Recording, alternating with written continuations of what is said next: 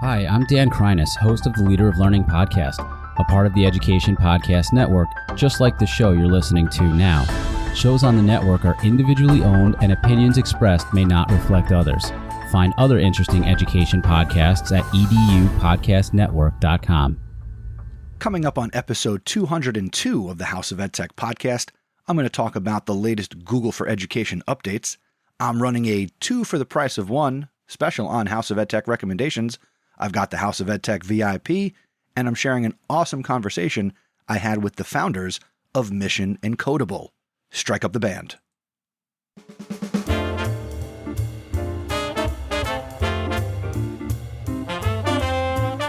Welcome to the House of EdTech. My name is Chris Nesi.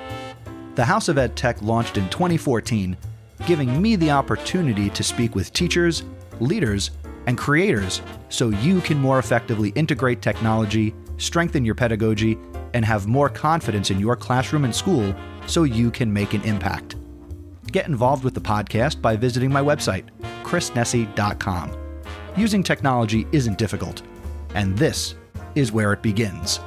This is the House of EdTech. And welcome back. This is another episode of the House of EdTech. Thanks for making this podcast a part of your anytime, anywhere professional development. Got a jam-packed show for you today. Life has been a little busy. The school year is winding down, but the House of EdTech marches on. And just so you know, I'm going to continue to produce content throughout the summer months because you know what? Being a teacher doesn't stop. Preparing for what you're going to do in your classroom doesn't really stop. We just kind of get these great times to take a break, go on vacation, relax, recharge. But certainly, if you're like me, you're already thinking about things you want to do in September and October, which I am. So I'm going to make sure that you have some great content coming at you this summer. If there's anything you'd like to hear me talk about, or maybe you want to come on to the show and talk with me about something that you're interested in, and we could have a great dialogue and conversation, please reach out. You can send me an email, feedback@chrisnesi.com, or you can DM me on Twitter @Mr. Nesi. There's a bunch of ways that you can get in touch with me. And if you're not sure, again, send me an email, feedback@chrisnesi.com. So coming up in this episode, as I teased a little bit ago, I'm going to briefly talk about the updates, some of the highlights coming to Google for Education. I've got a really cool couple of House of EdTech recommendations, but I'm really excited about the featured content in this episode. I had a conversation with the founders of Mission Encodeable, which you can find at missionencodable.com. Don't worry, you don't need to write that down. It'll be in the show notes, or you can double tap on your screen somewhere on there. chrisnesi.com/202 is where you can find the links to everything that I talk about. And because I am so excited about this featured conversation that I had with the founders of Mission Encodeable, Harry and Anna Wake, I'm going to break format and I'm going to give you that conversation right now.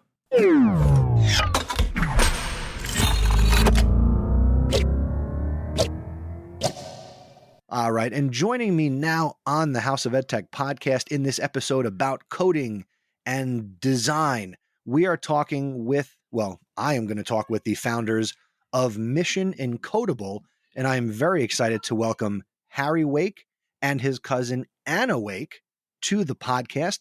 They are high school students in England.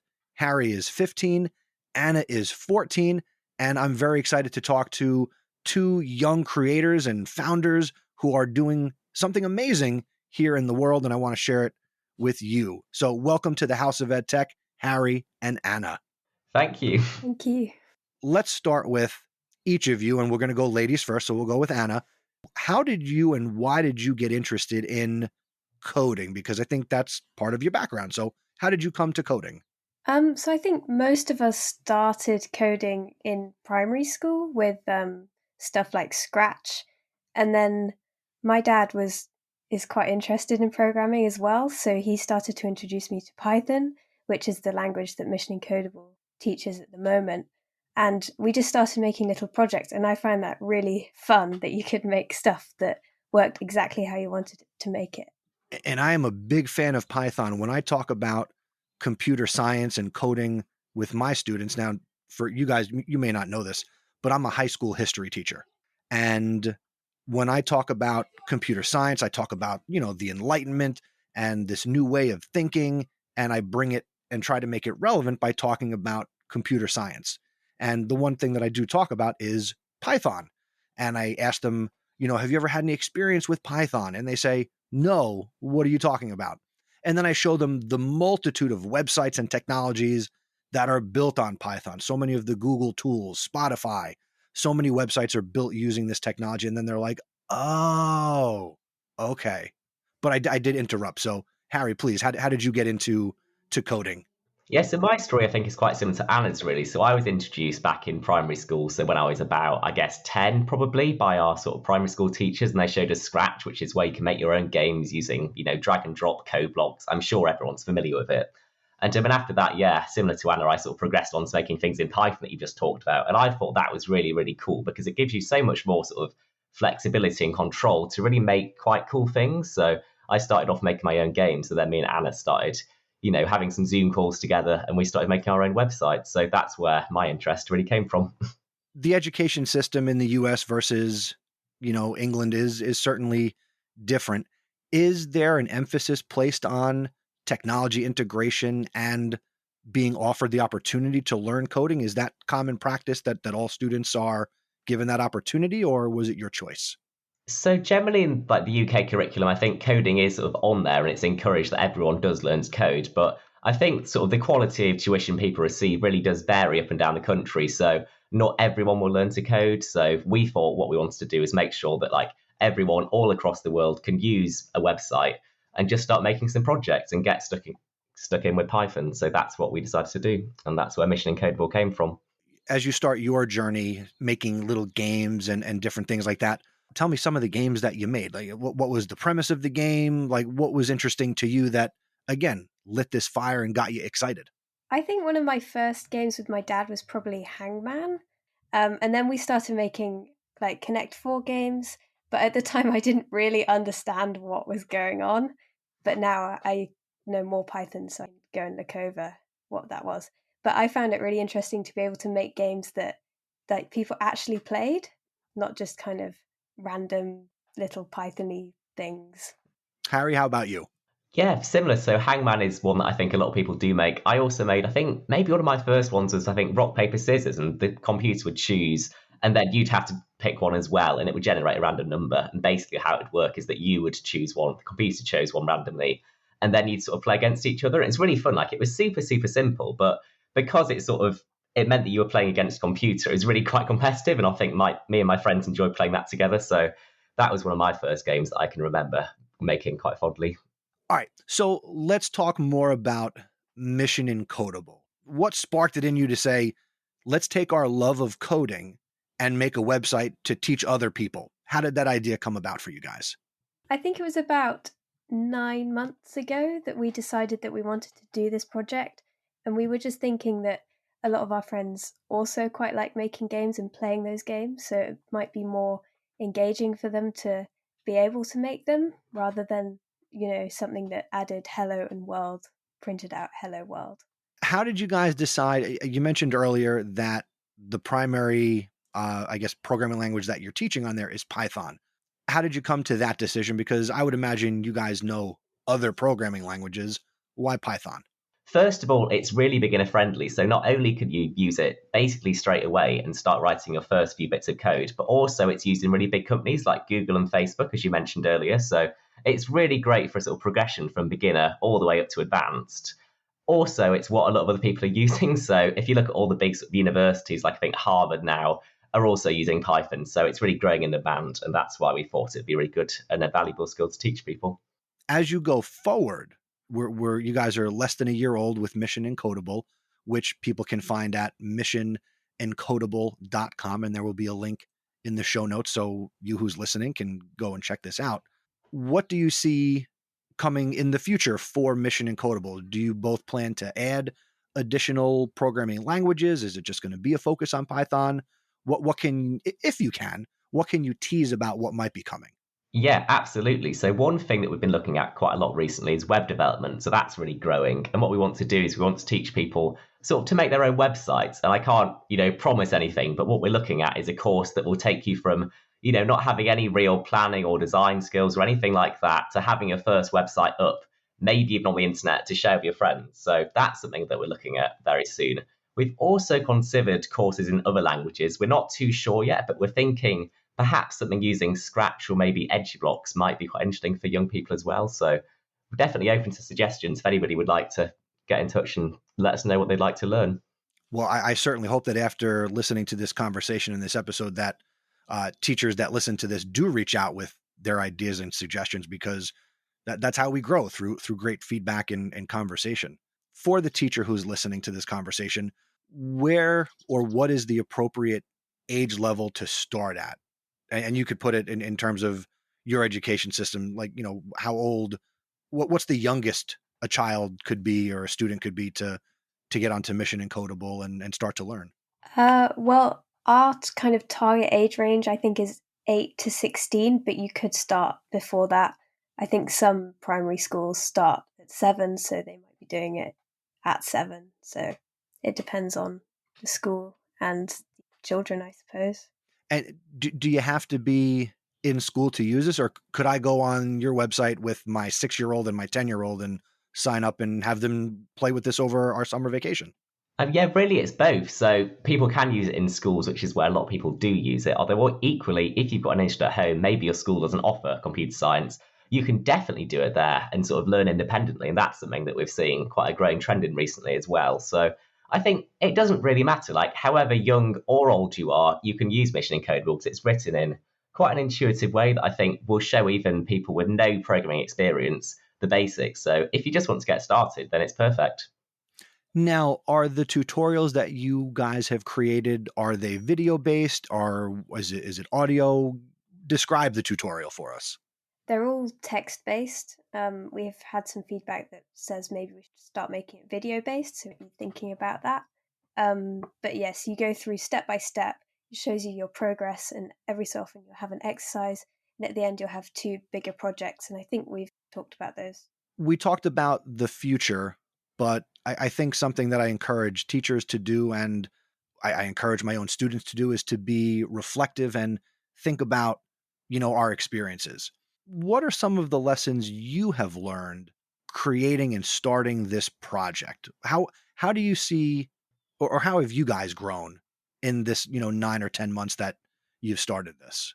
Oh, we've grown a lot, I would say. Like when we started it, I think we were on holiday. I think we planned to make it in a week, which was very, very overambitious. That does sound ambitious. About a year. And we're thinking, yeah, well, we'll design it one day, then we'll write the tutorials the next day, then it'll all be up by the end of the week. And that obviously did not happen. So we learned quite a bit about sort of project management and time management, I would say, for a start, and perhaps coming up with slightly more realistic expectations, but also alongside that, we had to learn how to code our website itself. So we decided to use something called React, which is a JavaScript framework, when we wanted to make it. And that wasn't anything that we knew much about. So we had to take all kinds of sort of online courses and learn more about it. And then eventually we came around sort of coding our own website. So that was probably one of the biggest things that we had to learn about.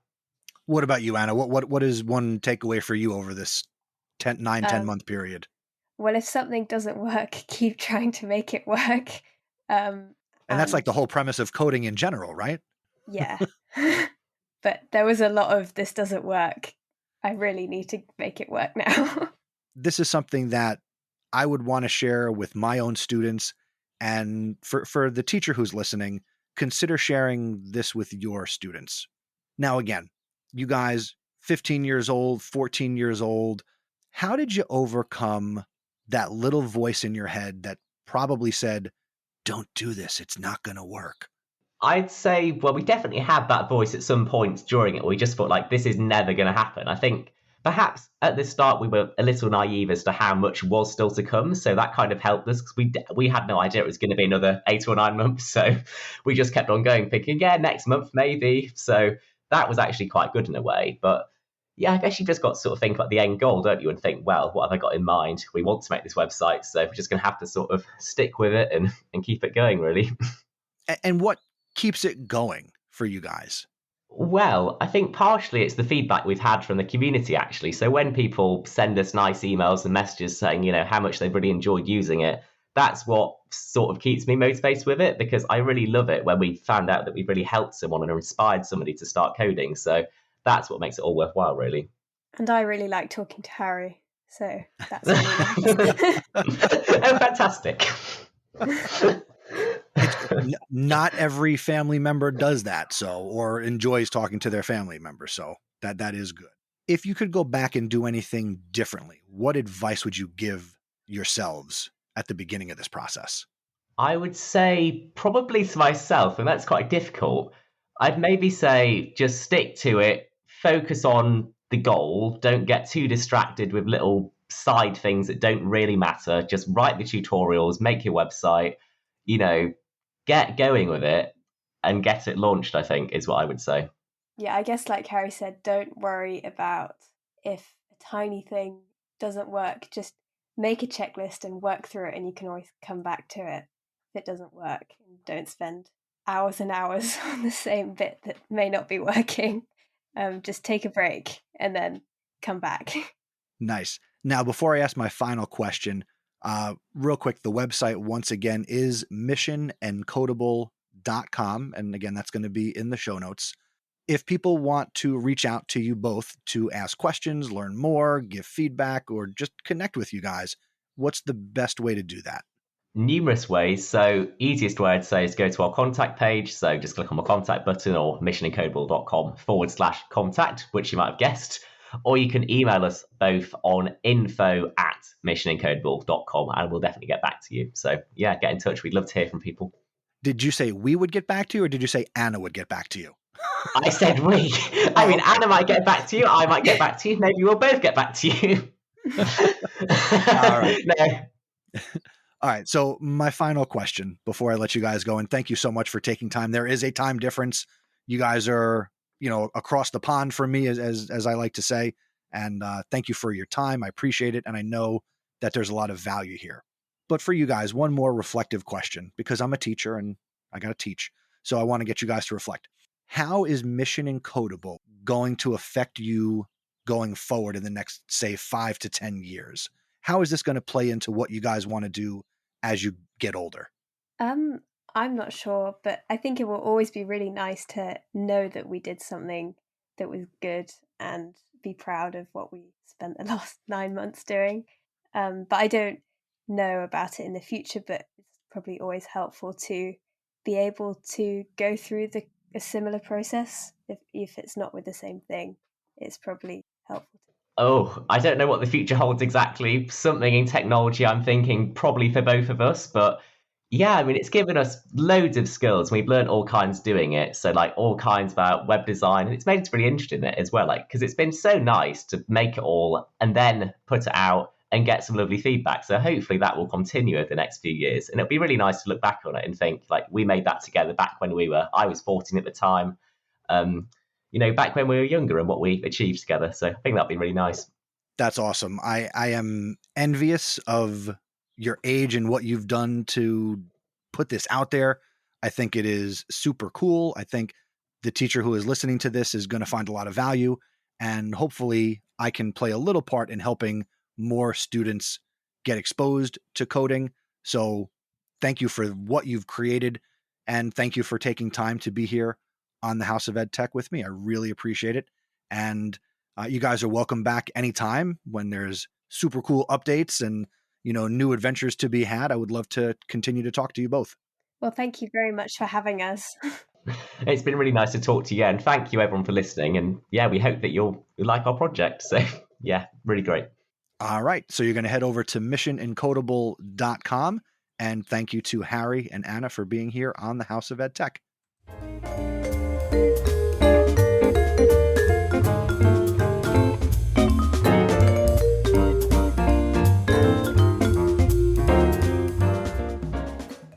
I hope you enjoyed hearing from Harry and Anna as much as I enjoyed speaking with them, and I hope that you can find a way to integrate Mission Encodable into your classroom or your life, or maybe with your own children, because coding is fun, coding is valuable. And, knowledge is power. You never know if you use something like this in your classroom or with your own children or even yourself. Maybe you develop a new hobby, a new passion, and you never know what you can create. And coding is certainly so powerful to create so many great things. And again, I want to thank Harry and Anna for taking time to be on the House of EdTech. So go support what they're doing. Again, missionencodable.com. And you can find the link to that out at chrisnessy.com/202. Now, I want to talk about these updates from Google. So coming to Google for Education near you, hopefully sooner rather than later, we've got a couple of updates coming at us from Google for Education. And I am quoting from the Keyword blog. This is from a post on June 7th, 2022 by Shantanu Sinha. She is the VP of Production Management for Google for Education. And a couple of the big things coming to Google for Education, again, hopefully sooner rather than later. Number one, creating screencasts from right within the Google sphere, where you can share directly from your device, or your students can share to a device, and it's going to have built-in screencasting and recording with transcripts. And you know what? Google did a lot better job talking about it than I am. So here it is directly from Google. The best lessons are those we take with us. And now, Chrome OS is helping to make this easier. With Screencast, teachers can record instructional videos or live classes with built-in transcription and translation. Students can also use Screencast to record video reports, presentations, or to access lessons remotely. All recordings are automatically uploaded to Google Drive. Here's how it works. To record a lesson, open the Screencast app on your Chromebook and click New Screencast. This records the speaker's face and voice, along with the content on screen. The marker tool allows you to point to and highlight specific parts of your screen while you are presenting. Once the recording is stopped, Screencast transcribes spoken words into text. Both the video and transcript are automatically uploaded to Google Drive for easy sharing within your school domain. When you open the recording, you will see the video on the left and an auto-generated editable transcript on the right. You can also trim the video simply by clicking Skip Section. You can choose to go back and undo these changes later. By clicking the Share button, you'll receive a unique video link to share with your students.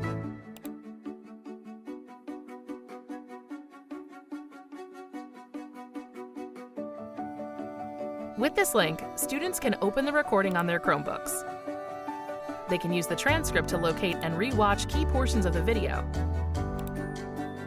and translate text into their language of choice. Anyone at your school can use Screencast. All you need is a Chromebook and something to say. And as the music fades out, this is really cool. It's almost as if Google has come up with their own version of Edpuzzle, where we can start with a screen recording. Okay, so we can have this input from our Chromebooks as teachers, if you're using a Chromebook or even within the Chrome OS. And I'm sure it's going to be something that's browser-based that'll certainly accommodate those that might be using, a Mac computer in their classroom, or teachers who have Windows devices. So I'm sure that'll all work itself out. But as I'm watching this video, which again is visual, and I'll include a link to this post in the show notes, the student side where they can kind of click through, and when they're watching it, again, translating the transcript into their own language would certainly be helpful. So if you have students who are speaking Spanish, or again, English is not their first language, you can accommodate them very easily with the ability to do this. And you don't have to do anything. Google is doing the work for you. But it also is really neat that they can kind of skip through to the different sections based on the transcript, which is, it reminds me of the different segments you can have in an Edpuzzle. So this seems like a really good enhancement. Also, Google announced adaptive learning enhancements for Google Classroom, and they're rolling out new integrations and tools to improve your day-to-day tasks and help students grow their skills. This idea of practice sets leans into the idea of adaptive learning by giving students instant feedback on their answers and real-time support if they get stuck. In the video on this blog post that I'm not going to play for you, it talks about the idea that, as one teacher, it's impossible to give each student one-on-one help and support 24/7. But these learning enhancements and the idea of this addition of practice sets will help students when you're not available to help them. They're also making it easier to integrate awesome tools like HoET and Pear Deck, all with a single login, where you as a teacher can create engaging assignments and see new grading experiences while students don't have to worry about remembering extra passwords, navigating external websites. These add-ons will be available within Education Plus or Teaching and Learning upgrades for Google for Education. So that's really cool. And they're also adding some enhancements to Google Meet. So for those of you in districts using Google Workspace for Education Plus, or again, the Teaching and Learning upgrade, Google is adding features focused on increasing interconnectivity, control, and efficiency in the classroom to Google Meet. Now, Meet calls can be auto-transcribed directly into a Google Doc for easy lesson reviews and the ability to search for keywords and concepts. Did you ever wish you could keep tabs on your class and present from another tab? Now you can with Picture-in-Picture in Google Meet. They're adding PIP.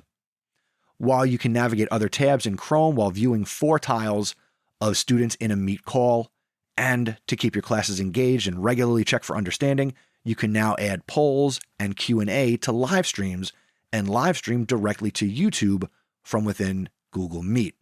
So, hey, let's do it. Google, thanks for making it better. Let's just make sure it's ready for August when teachers go back to school, or like me in September. And as I've joked in the past, don't promote these great features here in the middle of June and they're not ready until Thanksgiving. So hopefully we're going to see these rolled out much sooner, so you as a teacher and we can all kind of jump in the sandbox and play with these features before the school year starts, and we're not just waiting for them to drop it later on. So that's kind of was my EdTech thought, but I just wanted to share these Google for Education updates with you. Now, let's get on to this episode's House of EdTech recommendations.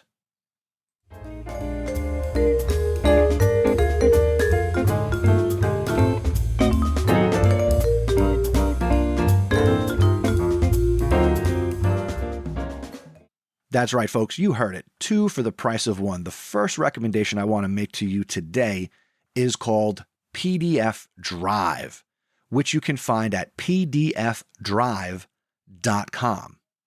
PDF Drive is your search engine for PDF files. As of today, as of this moment that I am recording this, PDF Drive has over 78 million ebooks that you can download for free.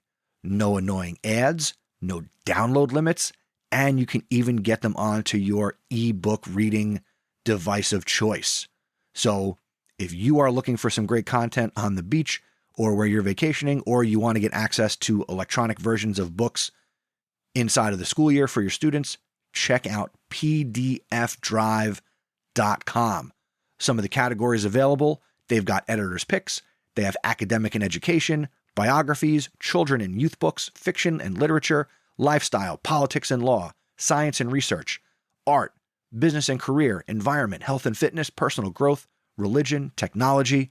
So check out pdfdrive.com and get access again to over 78.4 million ebooks. That's my first recommendation. Next up is something called myNoise, which you can find at myNoise.net. What does this website do? It creates beautiful noises to mask the noises you don't want to hear. Your chatty colleagues, maybe you have tinnitus, or even a classroom full of students that you want to just kind of add some different ambiance to the classroom. The concept is simple, works extremely well, and does not require expensive noise-canceling headphones. So consider myNoise.net in your classroom, because I played with it. It's really cool. So I'm on the website right now.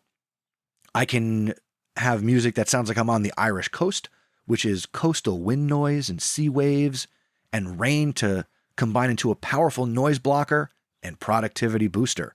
Or maybe you are looking, or you like that background noise of being in a physical location. Maybe you want to try cafe, restaurant.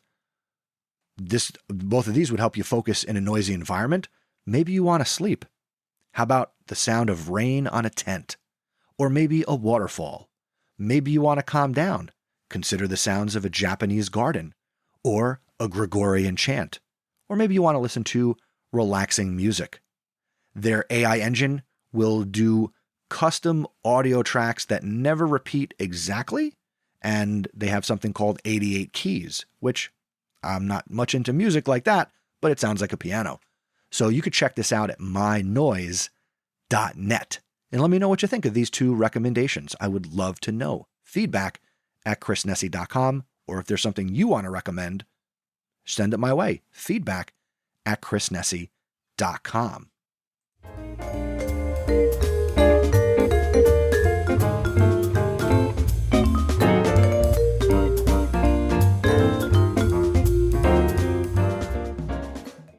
Here in the Just Give It a Try area of the episode, I want to again do a Twitter space that I want to announce in advance.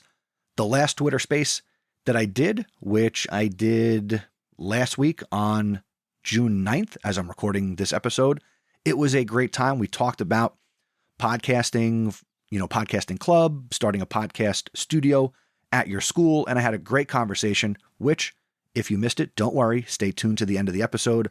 I've got a fun announcement for you. But coming up on Thursday, June 23rd, 2022, again at 10 p.m. Eastern, I'm going to run and host another Twitter space, and we can talk about this episode. So maybe we run the whole conversation about coding and teaching coding in the classroom, or we can talk about other things that are important to you if you come on out. So I had a lot of participation in the last one, and running a Twitter space isn't that hard. I talked all about it in the last episode. So definitely come out and check it out. Again, that'll be Thursday, June 23rd, 2022 at 10 p.m. Eastern time, and you'll be able to access it through Twitter on your phone. You can also listen on your computer. You can't speak when you're on your computer. You can only engage and talk when you're on your phone. And I hope that you'll consider coming out for that. So that's my Just Give It a Try. I'm going to continue to push and promote Twitter Spaces.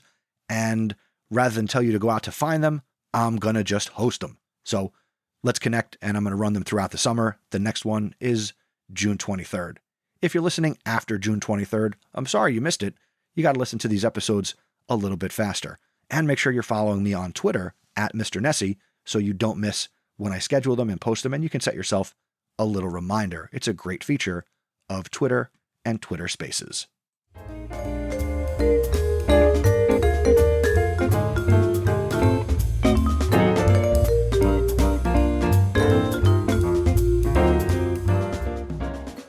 Before I tell you the House of EdTech VIP for this episode, I got some great feedback from listener and podcaster Noah King based on the last episode. Take it away, Noah. Hey, Chris. This is Noah King from the Math Club podcast. You might remember me from a few months ago when you met with my co-host Pete and me to give us some feedback and pointers as we were gearing up to release our first episode. I was just listening to your episode 201, and you were giving recommendations for good quality microphones. I wanted to give another suggestion that we're having great success with. The editing tool Descript has a built-in filter called Studio Sound. When you apply it, it works some kind of techno magic and takes even pretty bad quality audio and makes it sound like you recorded it in a professional studio. In fact, I'm recording this right now using my Bluetooth headphones as a mic. And I'm sitting in the worst spot I could think of in my house to record, a small bathroom that's echoey and has a fan running. I'm going to turn off the studio sound filter for a minute so you can hear the difference. So now the filter's off, and you can hear how poor the original quality of this recording was. But with the studio sound filter on, you can't hear any of that. The echo's gone. You can't even hear the fan anymore. I'll turn the filter back on now. So this feature comes as part of Descript's free tier, but the cheapest pay tier, which is $12 a month, also has another handy feature that made us decide to upgrade. When you upload your audio into the editor, Descript uses speech to text to transcribe what you said so you can see the whole script on the screen. And from there, you can just edit like you're editing a Word document. You can delete bits that don't work, or you can cut and paste bits from one spot into another. It cut our editing time at least in half, and we highly recommend it. You can check this all out at Descript.com. That's Descript.com. Keep up the great work, Chris, and congratulations on hitting the 200 episode milestone. Thank you, first and foremost, Noah, for sending in the voicemail. Descript is an awesome tool. I have talked about it here on the podcast before. And yes, the studio sound filter is amazing. Certainly, go back and listen to Noah's voicemail and hear the difference. I did not edit or enhance his recording in any way. I just amplified the volume so it matched everything else here in the episode.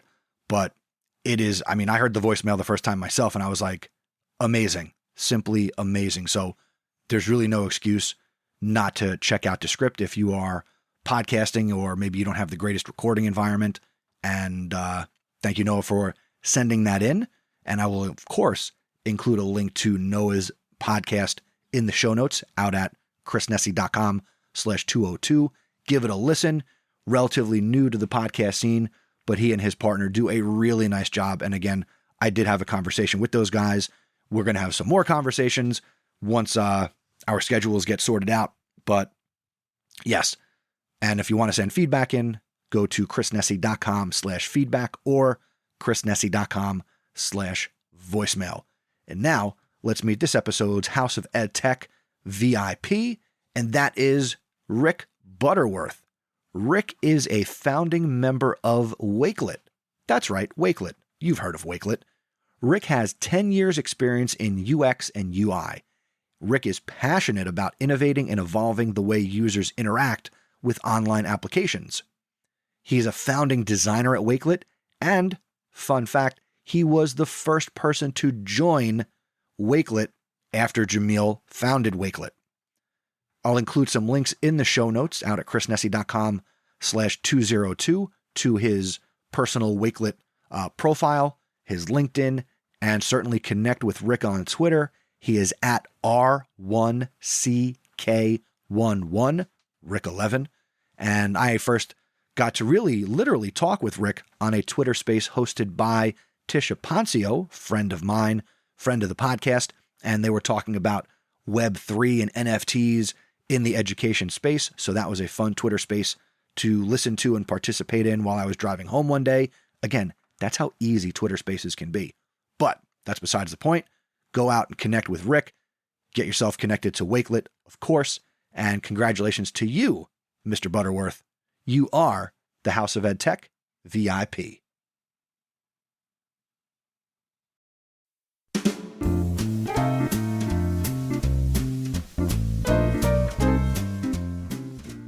Thank you again for listening to this episode of the House of EdTech. If you're not subscribed or following the show, I hope you'll continue to make this podcast a part of your anytime, anywhere professional development.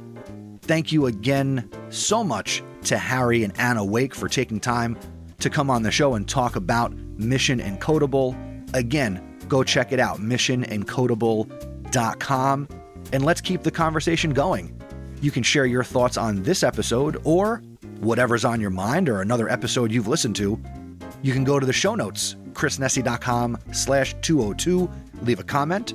You can also send an email by going to chrisnessy.com/feedback, or better yet, do what Noah did, go to chrisnessy.com/voicemail and send your thoughts. If you enjoy the House of EdTech podcast, do me two favors, and one is more important than the other. Here's the most important thing. Tell somebody else about the House of EdTech. Word of mouth is, hands down, ears open, the best way to share a podcast you love. So if you love this one, share it. If you don't love it, share it anyway, because whoever you tell about it, they might love it. So please do me that favor. You could also become an awesome supporter of the House of EdTech.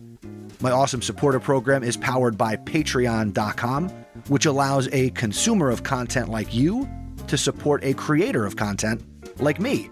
I am super thankful for the ongoing financial support of the following people: Dan Gallagher, Peggy George, Jeff Herb, Mike Messner, Matt Miller, JP Prezavento, Patty Reefus, Lori Simpson, and Kyle Wilcox.